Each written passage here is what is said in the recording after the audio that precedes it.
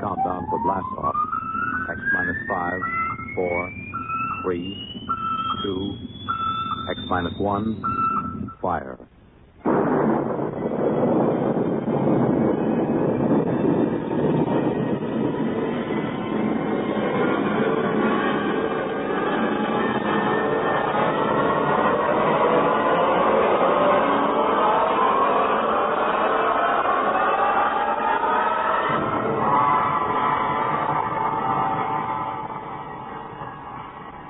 From the far horizons of the unknown come transcribed tales of new dimensions in time and space. These are stories of the future, adventures in which you'll live in a million, could be years, on 1,000 maybe worlds.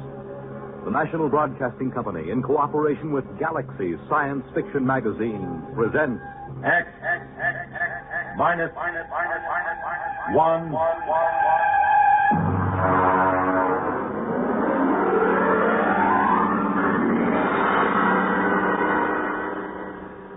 Tonight, The Last Martian by Frederick Brown.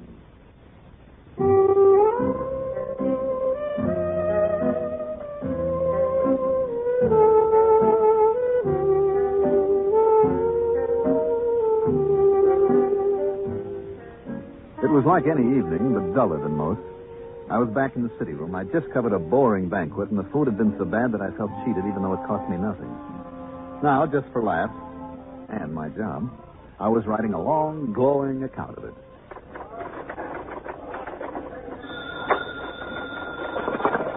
Billy, there's Cargan. Yeah? You what? Mm-hmm. Yeah, sure, why not? Okay, Barney. Yeah. Bill. Yeah? Finished typing that banquet story yet? Uh-uh. Finish it, huh? 30. Okay. You know Barney Welch, don't you? Barney's bar? Of course I know him. I know you know him. It's just a rhetorical question. What about him? He just phoned. So? You got a guy down there. Who? Claims to be from Mars. Is he drunk or raving or both? Barney doesn't know. But he said there might be a gag story if you want to come over and talk to the guy. Drinks on the expense account? Yeah. You got a deal.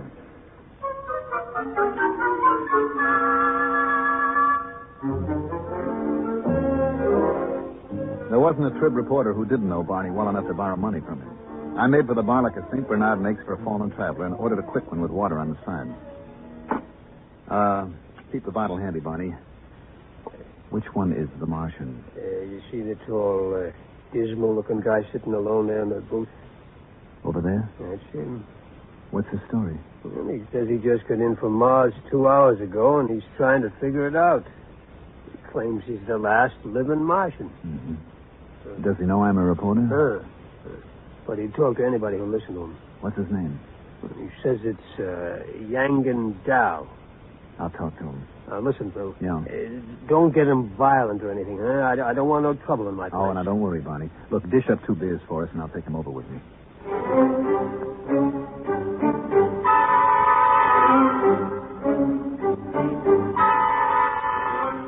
Barney drew 2 beers and cut off the head. He rang up 60 cents, gave me my change, and I went over to the Martian. Mr. Dow? Yes? You mind if I sit down? Help yourself. It's a free country. I brought you beer. Barney, the bartender, told me something about your problem. Oh? Thanks for the beer. Drink up. Well, I suppose you'd think I'm out of my mind, but... Well, maybe you'll be right. The bartender probably thinks I've flipped my lid.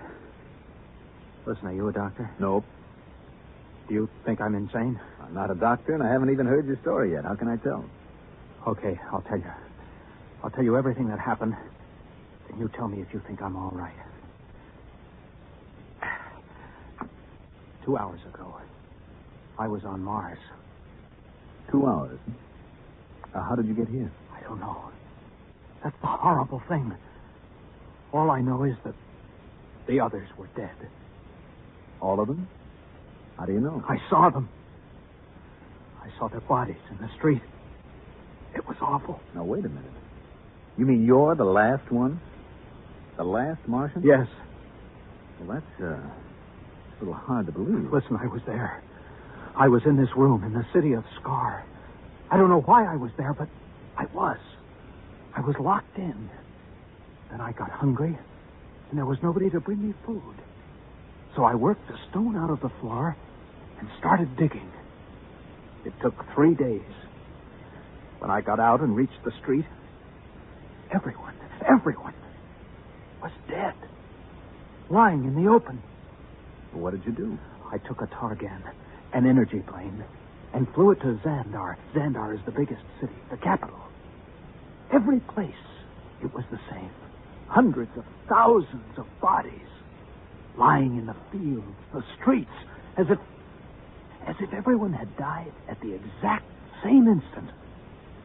At Xandar, in the stadium. I'm listening. In the stadium, there were 100,000 of them. As if they'd come there specially to die together. I landed my ship there. In the stadium? Yes. I see. Well, there, in the stadium, they had built some sort of platform. On it was a column made of copper. Copper is a rare metal on Mars. And there was a push button. Where? In the copper column. Oh. And there was a Martian in a blue robe, a priest, right under the button. It was as though he pushed the button and died.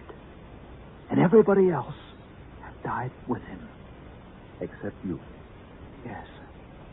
All except me. And then? And then I was on a Madison Avenue bus, riding to work. Here in New York. Oh, now wait a minute. Listen, I know you don't believe me. I know it sounds as if I was stark raving mad, but take it easy, huh? You know what I think? What? You've had some sort of terrible shock. Oh, of course I had. There were 3 million of us. All dead. I don't mean that kind of shock. Of course, it was a dying world anyway. We didn't have more than 2 generations left. It was the krill. What was the krill? The disease. It reduced us to 1/30 of our population in 2 centuries. These 3 million, and they died of the krill? No. The krill kills slowly. These people died like that. With a push of a button. Well, why didn't they escape? We tried to develop space travel, but we couldn't. We couldn't even reach Deimos or Phobos. Where are they? Our moons. Oh, I don't know too much about this stuff. It was horrible. Can I ask you a question, Mr. Down? Anything you like. Well, if the Martians didn't develop space travel, how do you think you got here in New York City? I don't know. It's driving me wild. I'm Yangan Dal, a Martian. And I'm here, in the body of an Earthman. The body of an Earthman? Of course. You don't think Martians look exactly like humans, do you? I'm 3 feet tall. Weigh what would be 20 pounds here on Earth. I have 4 arms and 6 fingers on each hand. Barney? Yeah? 2 more beers, huh, with whiskey chasers? Right. Go on, Mr. Down. I don't mean to interrupt. It frightens me. Oh, I can understand that. Here's your drinks. You want some help? Thanks, Barney. Drink up, Mr. Down. Thank you. By the way, who is this Earthman whose body you've got? Its name is Howard Wilcox. Howard Wilcoxon. I'll just write that down. Address? It's in the wallet. 45 Amber Court. Mm-hmm. This Howard Wilcox whose body you're in, does he have a family? It is married to a female of this species. Yes. Well, have you been home? No. Then how do you know? I have all of its memories. I can do everything it could do. I know everything it knows. Oh, I see. I even have its tastes. Beer, for instance. Yes. You have a job? At the Humber Lamp Company, 34th Street. Well, maybe you ought to call your wife. No, it frightens me. Why? This body, it loves its wife. Let me buy us around. There's money in these pockets. Okay. very good of you to listen to my story. Barkeep, another round, please. Tell me, Mr. Dow, did you ever suspect before that you were a Martian? Suspect? I am a Martian. Don't you understand? How did you get in here? I told you this body was on its way to work on a Madison Avenue bus, and then I was inside it. It was thirsty, so it stopped for a drink. And I thought maybe the bartender could give me some advice. So I started talking. Don't you believe me? Listen, Howard, you should be due home for dinner by now. Now, you're making your wife worry. Why not phone us? I'm afraid. What's there to worry about? Whether you're young and Dow or Howard Wilcox, there's a woman sitting home worrying. I suppose you're right. Of course I'm right. You're very understanding. Oh, not at all. You wouldn't want to come with me, would you? I mean, I'm sort of afraid. Well, it would look funny. I could tell her you're an old school friend. We could have dinner. And then maybe I could get to know her. You really want me to come? Would you? Let me make a phone call first, okay? Fine.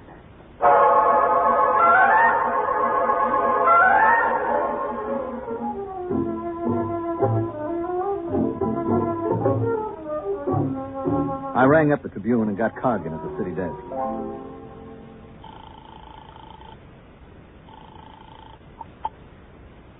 City desk, Cargan. Hi, Bill Everett. Did you find him? Uh-huh. Well, There's something strange about this guy. you think he's insane? I don't know. What do you mean you don't know? Is he or isn't he? Well, he's got the whole story so perfectly organized, he might even convince somebody it's true. He remembers every detail. What do you figure you're going to do? Well, I'm going home with him. I'm going to meet his wife and observe them. How many drinks have you had? Oh, I'm sober. Don't worry. Me worry.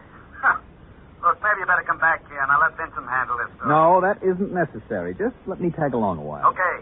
But if you want help, yell and I'll send Vincent. I will. Don't worry. What's this guy's name? Howard Wilcox. Address. 45 Amber Court. Okay. Oh, and Bill, Yes? just remember one thing. What's that? You could be playing with dynamite. Watch your step.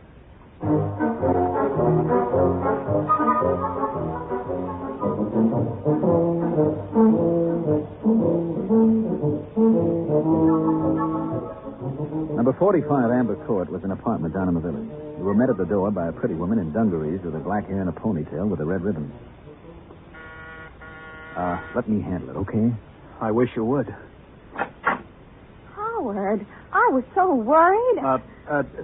This is Bill Everett. I'm an old boyhood chum of your husband, Mrs. Wilcox. We met, and I asked Howard to have a few drinks, and I'm afraid it's all my fault. Bill is having dinner with us. If it isn't too much trouble. Well, no, of course not. Well, that's very generous of you. Well, if you'll excuse me, I'd better start dinner. Howard, Yes? are you all right? Why, yes. Fine. You didn't kiss me. Oh, well. That's better. That's the first time in 11 years Howard hasn't kissed me when he came home. Well, we stopped and had a few drinks. It was all my fault, really. Look, just make yourself comfortable. I won't be long. Do you think she suspects? Of course not. I'll have to tell her. You want to wind up in an institution? No, but I can't keep up this pretense. Just set your mind to it. Now, after a while, it'll become natural. You'll forget that you ever were a Martian. You do believe me, then, about being a Martian? Of course. Oh, that's good to know. Now, look, whatever you do, don't tell your wife. It would ruin her life. I'll try not to tell her. Try very hard. Now, don't tell anybody. You and the bartender know, of course. We'll keep it quiet. Don't worry. Good. You think you can carry it off? I'll try. Good boy. Now, tell you what. If you get into any kind of trouble, I mean, if you just have to talk to somebody about it, give me a call. Here, at this number. Now, if I'm not in, you leave a message with my boss. His name is Cargan. Cargan. You promise? I promise. Fine. You're very kind. This body... I've never met anybody so kind here on Earth. Forget it. Well, what have you two been discussing so secretly? Just business. Oh, I'm sorry about being late, dear. Well, you might have phoned. After all, you were only a few blocks from the house. It isn't as if you were on Mars or someplace.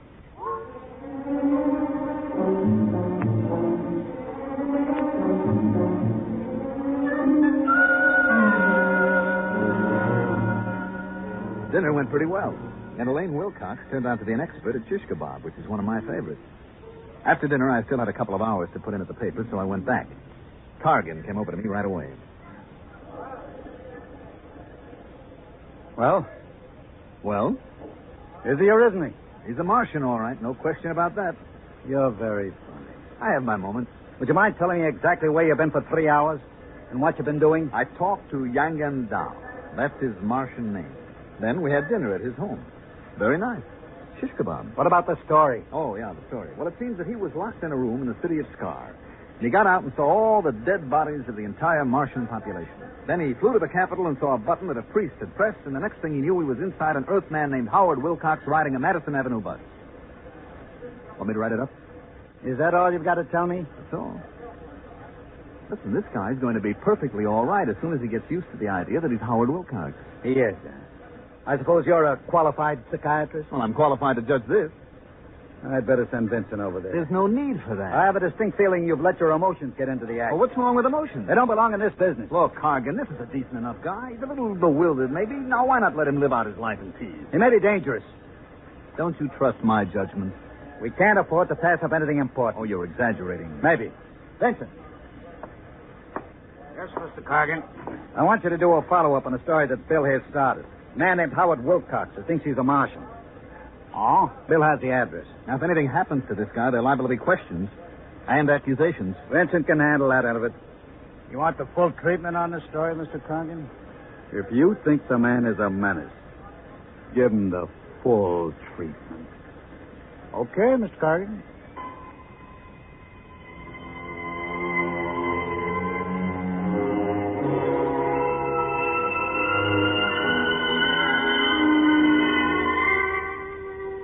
I gave Vincent the address, feeling like a murderer, and then I beat it to the nearest phone booth and called Howard Wilcox's home. His wife, Elaine, answered.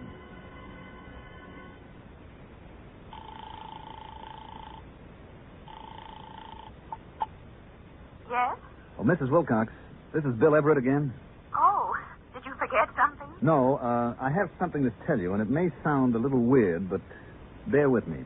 Oh, what is it? A man from my newspaper is coming over. His name is Vincent. Now, he's a big, ugly man with a scar on his lip.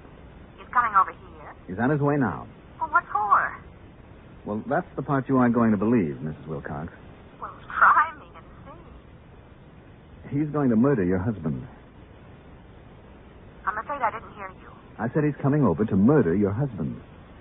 You and Howard did do quite a bit of drinking. I'm trying to do you a favor. Now, listen to me. I'm listening. Send him away. Tell him Howard had to leave town. Do you hear me?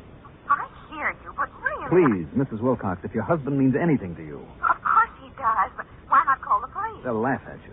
I'm coming right over. I'll explain when I get there. And remember, your husband's life depends on this.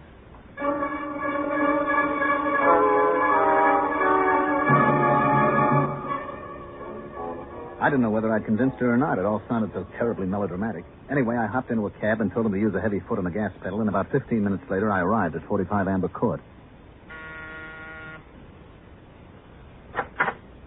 Oh, it's you. Was Vincent here? There was a man here from the Tribune, yes. Did you do as I told you? Well, I got Howard out of the house. I sent him out with some mozzarella cheese and gave him a couple of places that don't carry it. What'd Vincent say? I told him Howard wouldn't be back in town till tomorrow. He said he'd be back. Did he say what he wanted? Just that he had some good news for my husband. Some good news. May I come in? I wish you would. I want to know what this is all about. Sit down. Mm-hmm. Now, would you mind explaining? You won't believe me. You keep saying that. Okay, Mrs. Wilcox. Your husband, Howard, is a Martian. A Martian? That's right. I see. And when did you discover this about my husband? This morning. Would you mind telling me just when he arrived? From Mars, that is. This morning. You don't say. Told you wouldn't believe me. Oh, I haven't said that yet. You're sure Howard is a Martian? Yep. He claims to be the last Martian. Look, see if I can make it clear. There was a plague sweeping Mars. Now, they devised a means of transporting their intellects through space to Earth. Their dead bodies remained behind. Now, Howard, your husband, was confined in an institution, so he didn't get to go with the other Martian souls. He dug his way out and went to the capital city where the energy machine was located. Mm-hmm. I guess there was enough left to send his intelligence down here where it landed in the body of one Howard Wilcox. How did you find this out? He told me. Mr. Everett, if you don't mind, I'm rather tired. First you tell me someone's going to murder Howard, then you tell me he's the man from Mars. I'd like to get some rest, if you don't mind. I'm trying to convince you your husband is in danger. If Howard is a Martian, just why did your Mr. Vincent want to kill him? Because Mr. Vincent is a Martian, too. Uh-huh. I suppose the editor of the Tribune is also a Martian? No, not the editor, just the editor of the City Desk. And you, Mr. Everett, are you a Martian, too? Matter of fact, yes. Good night. Just won't see it, will you? Good night, Mr. Everett. Okay, I tried my best. Martians, indeed.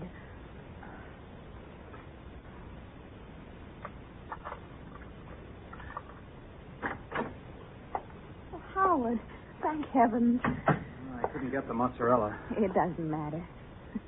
Tell me, Howard, are you a Martian? What? Why, yes. How did you know? Oh, woman's intuition. It's terribly late, dear. Let's turn in. No, not yet. I want to know how you knew I was a Martian. Howard, please, I've had just about enough of this nonsense today. It isn't nonsense to me. Only this morning I was Yang Gandal, a Martian. Now I'm in the body of your husband. Is this a joke you and your friend Mr. Everett invented to torture me? Because if it is... It isn't a joke. It's the truth. Howard, I just can't stand much more of this. I'm beginning to wonder if it's me. Who could that be at this hour? I'll answer it. Yes? You are Mr. Howard Wilcox? Yes? My name's Vincent. I'm a reporter from the Trib. Yes? May I come in? Yes. Who is... Oh, Mr. Vincent. I see your husband has unexpectedly returned from out of town, Mrs. Wilcox. Now, look here. Would you mind telling me why you lied to me? Yes, I would. Does it have anything to do with the fact that you know your husband's secret? What secret? That he is young and dull, a Martian.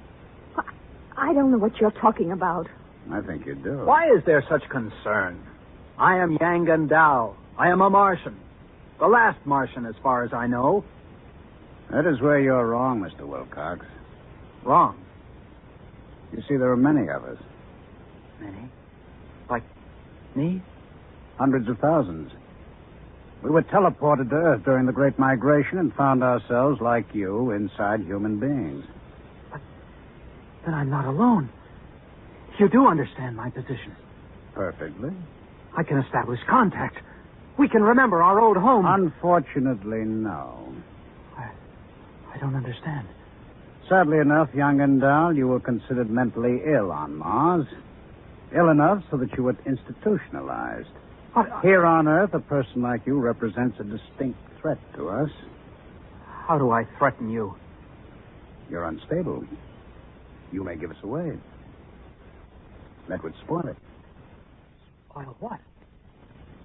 Our plan. Plan? You have not heard of the plan? I heard of no plan. I was in an institution. Yes. You are certain now? Of course. What plan? If you knew, I would have been forced to destroy you. You just saved your own life, young and dull, and that of Howard Wilcox as well. What are you going to do? Nothing. Nothing at all. Aren't you afraid that I'll do something? Such as? Tell people my husband is a Martian. Really, Mrs. Wilcox, you know better. You'd be laughed at or sent to the nearest psychiatric clinic. No, we aren't at all concerned with the fact that people will betray our presence here on Earth. I'm sure you can appreciate the reaction if you were to phone the police and tell them that the Trib reporters are all Martians. Well, not all. Just the city editor and yourself and Mr. Everett. How did you know that? Perhaps I'm one myself, Mr. Vincent. It isn't possible. Why not? Are you... Tell me where you were born. What city? I was born in Undanel near the dead canal of Kula. Your name? Zanat Cree. You are party to the plan? The plan to take over the earth? Of course. Your husband, young and dull. Why did you not inform him? For the same reason you did not. He is unstable. But there is no need to worry. I will care for him. Amazing. Now, would you mind leaving us alone? We have many things to discuss. Of course. It's amazing. Positively amazing.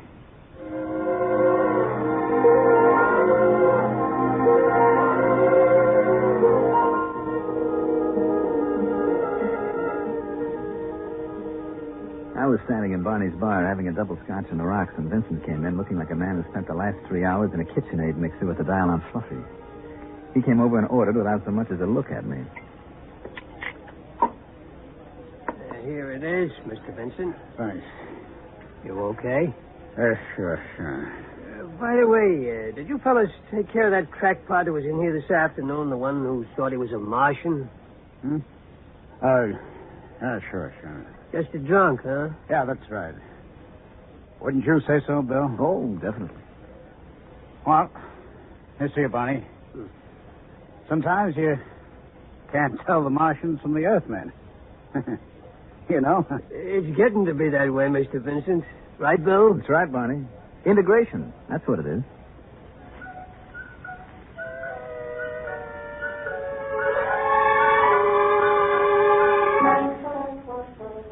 I gave Barney a sly wink and lifted my glass along with Vincent. Of course, Barney understood. You see, he's one of us, too.